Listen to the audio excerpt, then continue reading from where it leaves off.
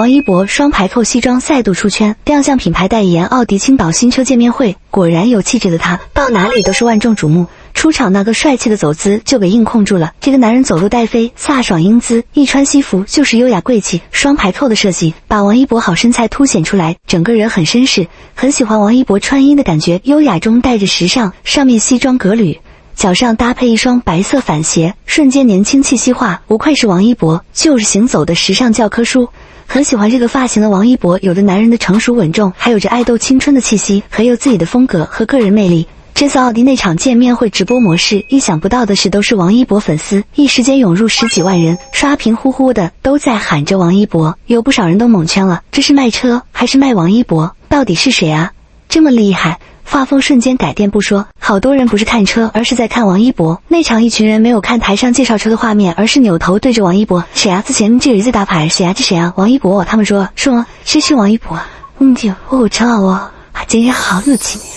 水灵灵的被男人们区区有气质，王一博你真是到哪里都出圈，笑不活了。这次说圈估计都要震上一阵，男生们都开始关注起王一博。一个主推顶端的奢牌奥迪，自己没想到会因为王一博的到来迎来了一群车主。不关注车，开始看一个男人的时代。直播间评论区笑发财了，什么这不是卖车吗？怎么都在卖王一博？9块9传链接，请把王一博挂上去，福袋能不能是让我看一眼王一博？试问一句，摩托大军们，咱们能不能不要这么搞笑好吗？王一博不要面子的吗？什么青岛迎来黑玫瑰，西湖的山茶花不再受宠，什么时候不再夸王一博帅了，而是美？我的酷盖他本人知道吗？霍阳的白牡丹，西湖的山茶花，青岛的黑玫瑰，合着王一博美成一朵花，所到之处各种花都来适配一般的节奏。这次王一博现身，出场时间有点短，根本不够看，真希望他能跟我们多说点话。承认说话很有梗的一个人，希望各位品牌爸爸们多给我们谋点福利可好？水灵灵的王一博又出发了，一大清早出发青岛参加奥迪青岛见面会，开启线上直播模式。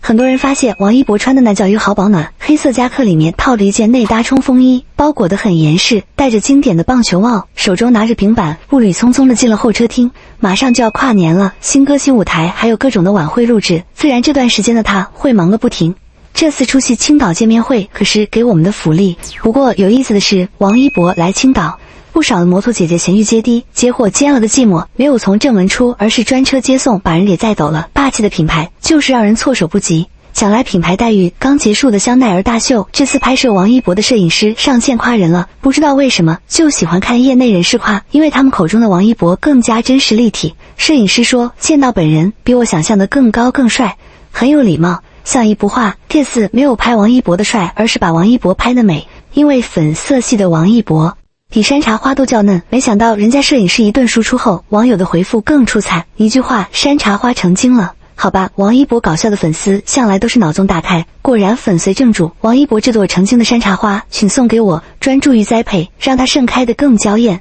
前两天是围着王一博建造的，这次王一博追风者获得了爱奇艺年度观众喜爱剧集，其中种种你们都知道。小飞腰敢说不带滤镜，不为别的，就纯客观的作为观众说一句，追风者因为有王一博的魏若来才实至名归，是围绕着魏若来而创作的，而魏若来的成功是因为王一博饰演，加上他的热度和流量才能如此大出圈。反正我是不理解，为什么明明是个方都赢的事儿，非要一手好牌打得稀烂。但是当一切尘埃落定，观众还是会记得魏若来，所有追风者出现的地方不可能没有魏若来。爱奇艺因为追风者这部剧堪称赢麻的节奏，所有参与的人都笑开了花，而给予他们体面的王一博竟给予一个公平的待遇可好？追风者从首部破万收视率到口碑成为爱奇艺年度观众喜爱剧集都是应该的，这真的是我2024年看过最爱的剧了，开辟了内娱一个外表软糯怂包式计算无疑测会平静发疯的奶茶系男主，白切黑茶茶的金融奶酪娃娃猜赛道，重点是真聪明有脑子的养成系男主，还有一颗热血的赤子之心。看他真实到早上起来乱糟糟的头发用手爪爪就去上班，不合身的麻布衣服，袜子破了看不见就当没破继续穿，